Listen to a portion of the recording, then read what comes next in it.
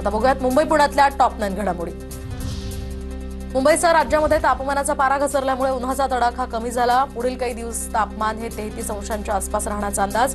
मात्र हवेतील आर्द्रतेमुळे मुंबई आणि कोकणात उकाडा कायम राहणार। मंत्रालयातील बहुराष्ट्रीय सल्लागार कंपन्यांची मक्तेदारी मोडून आता देशी कंपन्या आणि एनजीओंना संधी। नवीन धोरणामुळे कोट्यवधींच्या निधीची बचत होणार। गुजरात सरकारनं सुद्धा महाराष्ट्राच्या या पॅटर्नचं मार्गदर्शन मागवलं।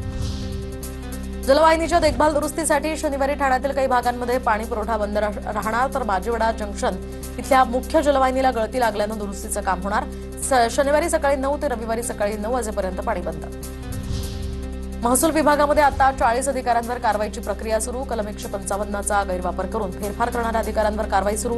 पुणे विभागाच्या बाहेर अकार्यकारी पदावर बदली होणार। याआधी 15 अधिकारी सक्तीच्या रजेवर। पुण्यातील भोर दिवाणी न्यायालयामध्ये 65 न्यायालयीन कर्मचाऱ्यांची मोफत आरोग्य तपासणी। पुणे जिल्हा विधी सेवा प्राधिकरण आणि उपजिल्हा रुग्णालयाच्या पुढाकारानं शिबिराचं आयोजन। शिबिरामध्ये विविध आजारांच्या चाचण्या करून कर्मचाऱ्यांना उपचार।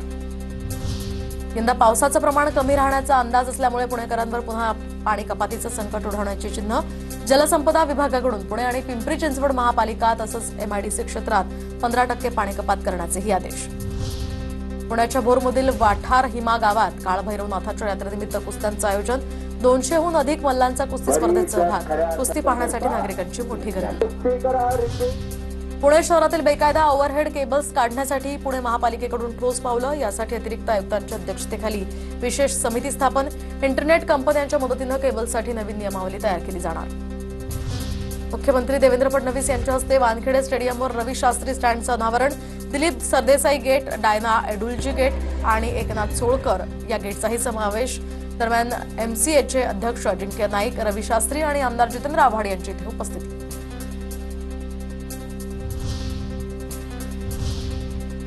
सध्या वातावरणात बदल झालाय, त्यामुळे बळीराजा चिंतेत आहेत। अनेकांचं अवकाळीमुळे नुकसान झालंय। पाहूयात त्याच संदर्भातल्या टॉप 9 बातम्या।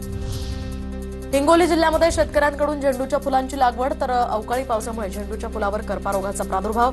शेतकऱ्यांना झेंडूच्या शेतात ट्रॅक्टर फिरवण्याची वेळ। पुण्याच्या भोर तालुक्यामध्ये रब्बी हंगामातील गहू भरडणीचं काम आता अंतिम टप्प्यात। यंदा अवकाळी पावसाचा गव्हाला फटका। उत्पन्नात घट झाल्यामुळे शेतकऱ्यांचं मोठं नुकसान। पिकं काढणीला आल्यानं शेतकरी शेतीच्या कामात व्यस्त। जालन्यामध्ये अवकाळी पावसाचा गहू विक्रीला फटका। गव्हाचा दर्जा घसरल्यामुळे दरात 300 ते 400 रुपयांची घसरण। 3000 रुपये क्विंटलवरून 2500 रुपये ते 2700 रुपये क्विंटलचा दर। नाशिकच्या येवल्यातील कोळगावात वांग्याला भाव नाही। वांग्याला मातीमोल दर मिळत असल्यामुळे वांगी फेकून दिली आहेत। 1 रुपये किलोचा भाव मिळत असल्यामुळे शेतकरी चिंतेत। जालन्यामध्ये नाफेड खरेदी केंद्रात बारदाना उपलब्ध नाही। बारदाना उपलब्ध नसल्यामुळे केंद्र चालकाकडून हरभऱ्याची खरेदी ठप्प। नोंदणी झालेल्या शेतकऱ्यांचा हरभरा बारदाना अभावी तसाच पडून शेतकरी चिंतेत। बीडच्या परळीमध्ये उन्हाची तीव्रता वाढली। एप्रिल महिन्यामध्ये लघु प्रकल्प, पाझर तलाव कोरडे।